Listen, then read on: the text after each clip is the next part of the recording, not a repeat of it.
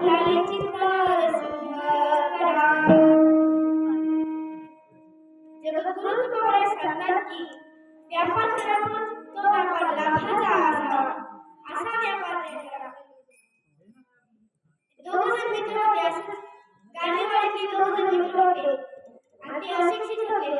म्हणजे त्यांचं शिक्षण झालेलं नव्हतं आणि त्यांना बाजारात जायचं होतं, मुंबईला बाजाराला जायचं होतं. मग व्यापार करायचा होता. व्यापारासाठी त्यांना मुंबईला जायचं होतं. मग त्यांना वाटलं की आपण दोघेही शिकलेले आहोत, आपल्याकडे 3,000 आहेत, आपण एका सामान्य माणसाकडे जाऊ तर त्याला आपल्याला 1,000 देऊ, म्हणजे त्याला 1,000 तिघालाही सगळं होतील. मग ते एका सामान्य माणसाकडे गेले आणि ते म्हणाले की आपला व्यापार करण्यासाठी मुंबईला जायचं आहे, तो आमच्या संगीत चल, कारण की आम्ही अशिक्षित आहोत. तो म्हणाला मी तुमच्या संग येतो, परंतु मी सांगितलेलंच तुम्हाला ऐकायला पाहिजे. ते म्हणाले हो, मग तुला नेतायच कशासाठी? ते म्हणाले की आमच्याकडे 3,000 दोघांकडे आमच्या दोघांमध्ये 1,000 तुला देऊ, म्हणजे तुलाही 2,000 तिघालाही समान होतील. मग ते निघाले. जुन्या काळी मोतीराम अनुभव आहे, मग ते असं चलत चलत निघाले. त्याला पुण्याला जायला रात्र झाली. मग तो शहाणा माणूस म्हणाला की इथंच झोपू. ते दोघे म्हणाले की इथंच, अरे जंगल आहे आणि रस्त्यावर कोण चोर नाही, वाघ नाही, खाऊ टाकेल. तो म्हणाला नाही इथंच झोपायचं, मी काय सांगितलं होतं, माझं ऐकायला तर माघारी जातो. ते म्हणाले ठीक आहे, इथंच झोपून तू थोडंसं कळलं. तो म्हणाला नाही रस्त्यावरच झोपायचं. मग ते म्हणाले की तू झोप एकटा आणि झोप जवळला. मग ते दोघी बाजूच्या झाडावर चढले, झोपले तिथे.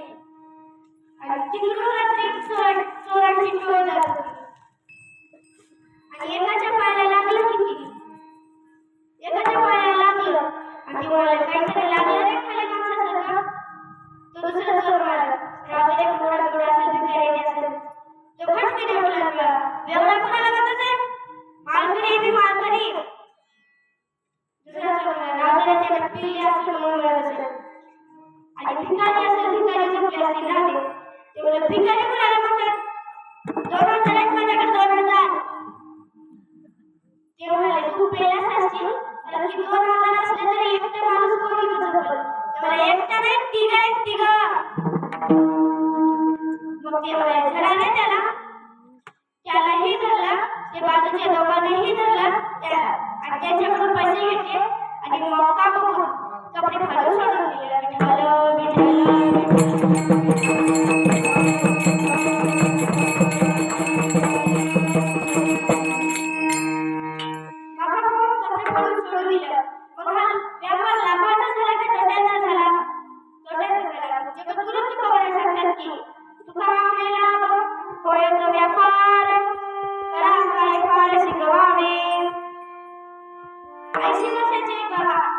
दवाखान्यामध्ये ऍडमिट होते.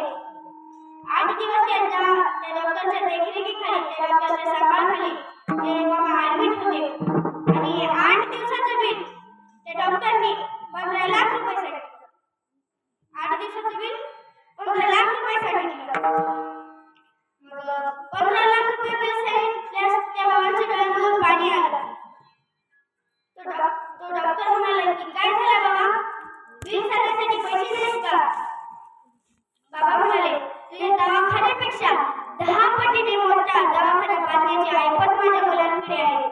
मग का रडता बाबा, पैसे नाहीत म्हणून रडते तर का रडता? त्या बाबांनी काय गोड उत्तर दिलं. ते म्हणाले डॉक्टर साहेब तुम्ही मला फक्त 8 दिवस सांभाळलास तर 15 लाख रुपये बिल केलं. तुम्ही मला फक्त 8 दिवस सांभाळलास तर 15 लाख रुपये बिल केलं. काय त्या परमात्म्याचे माझ्यावरती उपकार. 80 वर्ष सांभाळलं परंतु आतापर्यंत 1 रुपया देखील बिल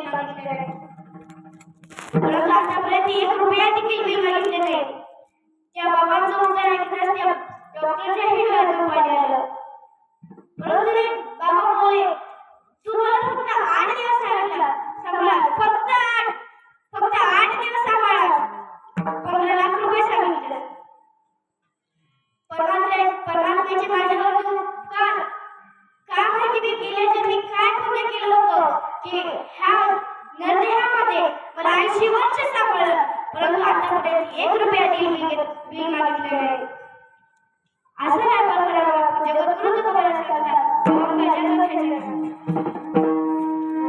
तुका मने लाभ